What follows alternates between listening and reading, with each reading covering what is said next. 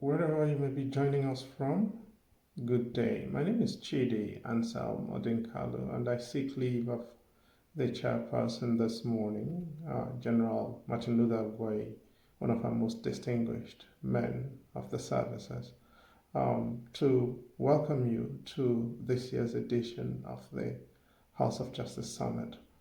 Um, I can also thank the government of Kaduna State who have made this possible, who have helped to tamp down the situation in the state in order to make it possible for us to meet here today.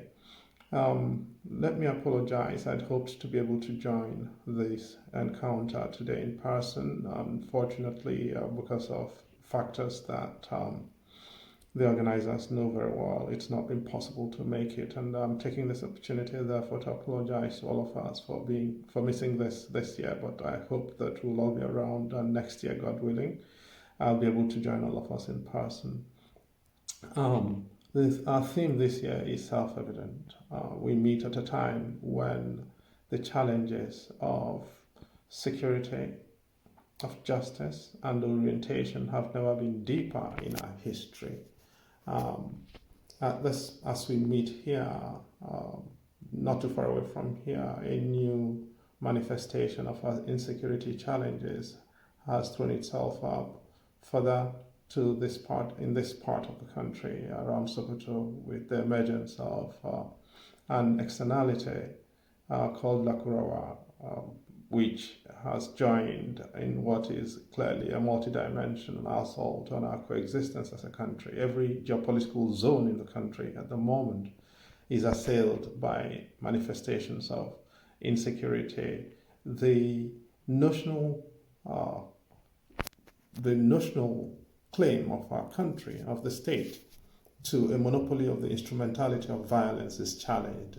The national state claim of the state to a monopoly of fiscal measures is challenged, and the national claim of the state to a monopoly of legitimate dispute resolution is also challenged. All that is to say that everywhere in the country, insecurity is a problem. And the challenge of insecurity is tied to our evolution as a country. 140 years ago, indeed to this day, in Berlin, Germany, 15 major powers of the world were meeting to divide up our continent. It's what is known in the history lessons as the Berlin West Africa Conference. And at the end of that conference, our continent was parceled up across and between several European powers. Indeed, 7 of them took up territories across our continent. What resulted, or what followed, was the most brutal assault on a people ever recorded, probably in history. And if you come to our territory, Nigeria, the colonial occupation, or what was called colonial pacification, was accompanied by tremendous violence.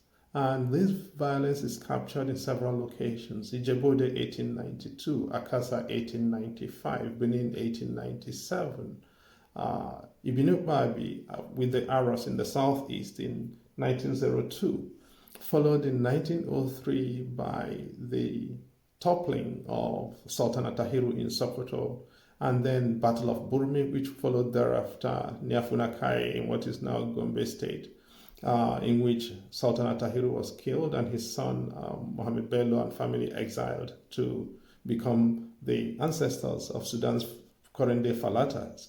And you have Satiru massacre in 1906, the Lagos water riots in 1907. I could go on. What is the point I am making? Following all of these massacres, the idea was that our people were non-persons, and that notion of our people as non-persons has survived in the aftermath of the colonial encounter.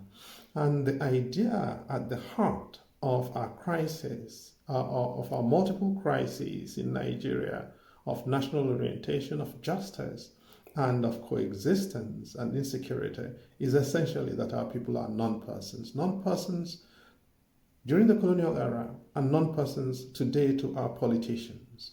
And that is really the idea that we've got to fix, because if we don't fix it, this issue is going to have to continue.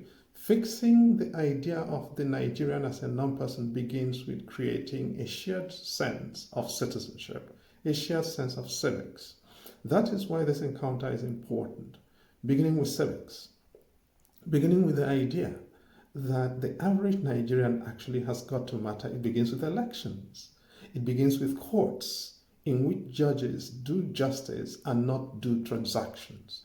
It begins with deploying our uniformed services under codes of conduct and codes that make it possible for them to respect Nigerians. All of that takes leadership, and leadership that is legitimate.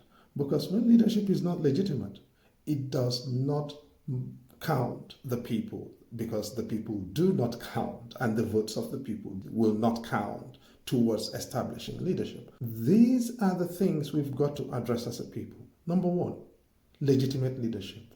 Number two, legitimate institutions of both administration and of administration of justice. And number three, institutions that are capable, institutions that are able to do the things that they are established by law to do. When we do not do that, it becomes quite difficult for us to construct the foundations for coexistence, for security, for justice, and for coherent national orientation. In addition to all of this, we also need to begin to work on coherent national narratives, to have a curriculum that teaches our children that being Nigerian is important, but also to have leadership that demonstrates to our children and to ourselves that being Nigerian matters. Because our crisis of insecurity is not just a crisis of physical insecurity. It's not just it's also a crisis of coexistence between communities. And it's a crisis of the legitimate authority of the state, reestablishing the legitimate authority of the state. It's a crisis of economic capability, and it's a crisis of social cohesion. All of those require, at the end of the day, leadership that can demonstrate that it cares for communities that may well be different to nevertheless coexist in peace. Leadership for whom it matters what happens to its people. Leadership for whom it matters what happens to citizens. Leadership for whom it matters that citizenship exists and counts for something. That being Nigerian is important and counts for something. And that is leadership that will lead by example. It's not leadership that invests in itself when citizens are suffering, nor is it leadership that invests in propaganda when the reality is different. That is a different kind of leadership, ladies and gentlemen, from what we have seen until now.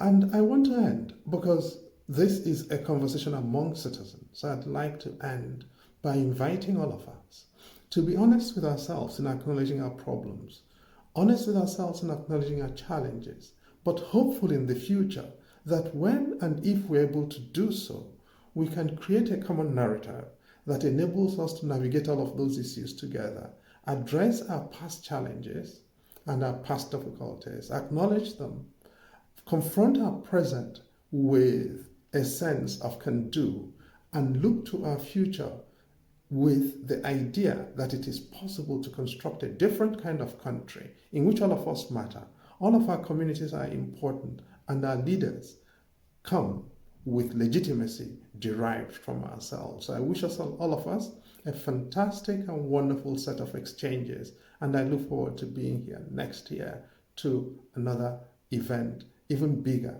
and better than this. May Nigeria prevail. Thank you.